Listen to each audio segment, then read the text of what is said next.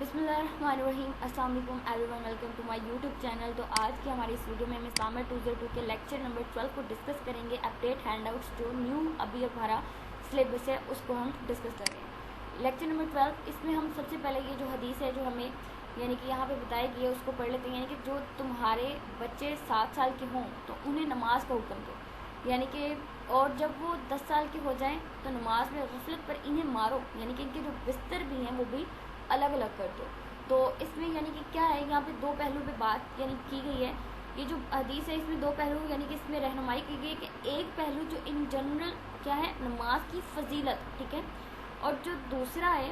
कि वालिदैन जो कि जिनका मुकाम और मर्तबा अल्लाह और उसके रसूल के लिए, मतलब कि अल्लाह और उसके रसूल ने यानी कि बहुत बुलंद किया है, मगर जो मुकाम और मर्तबा की जो बुलंदी है उसका जो असल जो है उनके जो पीछे उनका जो रोल है जो अपने बच्चों की तालीम और तरबियत के लिए अदा करती हैं वो है, ठीक है। इसमें और नेक्स्ट जो है अहमियत नमाज, यानी कि ये MCQs के लिए यानी इम्पॉर्टेंट है। इस शहादत तौहीद के बाद जो पहली चीज़ है वो इस्लाम में नमाज की तालीम है, यानी कि अपने बच्चों को नमाज की तालीम देनी चाहिए, ठीक है। नेक्स्ट मॉड्यूल में जो हमारे पास है इस हदीस पाक में मुसलमान को यानी कि डिफ़ाइन किया गया है कि एक सच्चा मुसलमान कौन है, ठीक है। कामिल मुसलमान वो है जिसके हाथ और ज़ुबान की अज़ा यानी से उससे मुसलमान जो है महफूज रहें,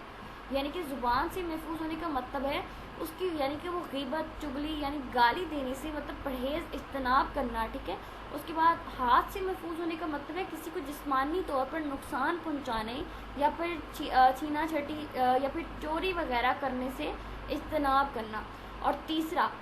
यानी कि ज़ुबान का जिक्र हाथ से पहले किया गया क्योंकि ज़्यादातर तो इंसान ज़ुबान से दूसरों को तकलीफ़ देता है, लिहाजा ज़ुबान से दी गई जो तकलीफ़ होती है वो ज़्यादा दर्दनाक होती है, ठीक है। और यानी जो इंसान अपनी ज़ुबान से बोल देता है वो अल्फाज जो होते हैं कभी भी वापस नहीं ले सकता। और हमारा दीन जो सरापा अमन और सलामती है, ना सिर्फ मुसलमान बल्कि तमाम इंसानियत के लिए भी ये एक सलाम मतलब दीन सलामती है। और ईमान यानी अमन, और नमाज का इख्तिताम भी क्या होता है इस्लाम पर। हर मुलाकात जब भी हम मुलाकात करते हैं क्या कहते हैं अस्सलाम वालेकुम, ठीक है, इस तरह से। और मतलब चाँद को देखते वक्त दुआ की जाती है, यानी कि ए अल्लाह इस चाँद को हमारे लिए अमन वाला, ईमान वाला, सलामती वाला और सलाम वाला बना, ठीक है। ये भी MCQ के हवाले से इसमें से भी आपने याद रखना है। नेक्स्ट जो यानी कि इसमें हज़रत सल्लल्लाहु अलैहि वसल्लम ये जो हदीस है इसमें हज़रत सल्लल्लाहु अलैहि वसल्लम ने एक पैगाम दिया कि इंसान जो है इंसान की जो जान और एक मुसलमान की जो इज़्ज़त व आबरू है वो किसी और मोहतरम यानी कि वो किस कदर मोहतरम है, यानी कि अल्लाह और उसके रसूल की निगाह के अंदर। और यहाँ पर इस बात को पढ़ना भी इस बात को पढ़ना है यानी कि वाज़ह करता है कि जहाँ अमन और सलामती पर यानी इस्लाम पर फोकस किया जा रहा है वहीं यानी कि जुल्म से मना किया जा रहा है, ठीक है, इसमें ये बताया गया। और नेक्स्ट जो है आपने ये भी यहाँ से यानी कि रीड कर लेना है, यही जो मैंने अभी बताया है। और नेक्स्ट जो है मॉड्यूल नंबर 3, इसमें क्या है यानी कि इसके 3 जो हैं मतलब कि लेवल हैं, यानी कि यहाँ पे इसमें बताए गए हैं इस हदीस में कि यानी वो सैयद खदरी फरमाते हैं कि मैंने रसूल को सल्लल्लाहु अलैहि वसल्लम को सुना कि आपने फरमाया कि तुम में से कोई जब बुरी बात देखे तो उसे चाहिए यानी कि वो सुने या देखे तो उसे चाहिए कि इसे अपने हाथ के ज़रिए दूर कर दे। अगर इसकी ताकत ना हो तो वो अपनी ज़ुबान से दूर कर दे, अगर इसकी भी ताकत ना हो तो वो अपने दिल से दूर करे, और ये ईमान सबसे कम तक दर्जा है, ठीक है, ईमान का। और इसमें यानी कि जो इसका मफ़हूम है जो ऊपर यहाँ पे तर्जुमा है यानी कि दीन इस्लाम इज्तिमाई मिजाज का दीन है, यानी इसीलिए इन्हें मतलब अगर बुराई से रोका ना जाए तो पूरा जो मुआशरा होता है वो क्या हो जाता है बुराई में मुबतला हो जाता है, ठीक है। और जो मतलब कि यहाँ से बुराई से मना करने के 3 दर्जे हैं, कौन कौन से हैं, हाथ से, ज़ुबान से और दिल से। ये भी MCQ के हवाले से भी याद रखना है और शॉर्ट क्वेश्चन से भी कि 3 दर्जे हैं हाथ से, ज़ुबान से और दिल से बुराई को रोकने के। हाथ से रोकना इसकी ज़िम्मेदारी है जो कुव्वत नाफिज रखता है, ठीक है, और ज़ुबान से रोकना इसकी ज़िम्मेदारी है जो दावत दीन और नसीहत का तरीका जानता हो, ठीक है, और दिल से बुरा जानना भी हर मुसलमान के लिए ज़रूरी है, ये इसमें बताया है। और जो नेक्स्ट है हमारे पास यानी कि इस हदीस को भी आपने अच्छे से पढ़ लेना है, यानी कि अगली हदीस जो है कि उसके अंदर एक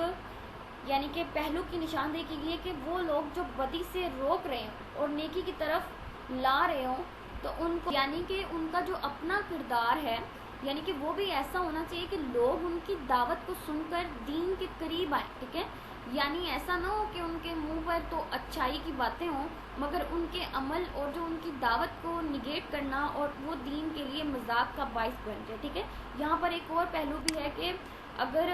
مطلب کہ اگرچہ جو تھے امیر بن معروف اور نہی منکر, یعنی کہ ان کے کئی مطلب کے مراتب ہیں, لیکن ان میں سے جو سب سے اعلیٰ مراتب یہ ہے کہ انسان نیکی کرنے والا بھی ہو,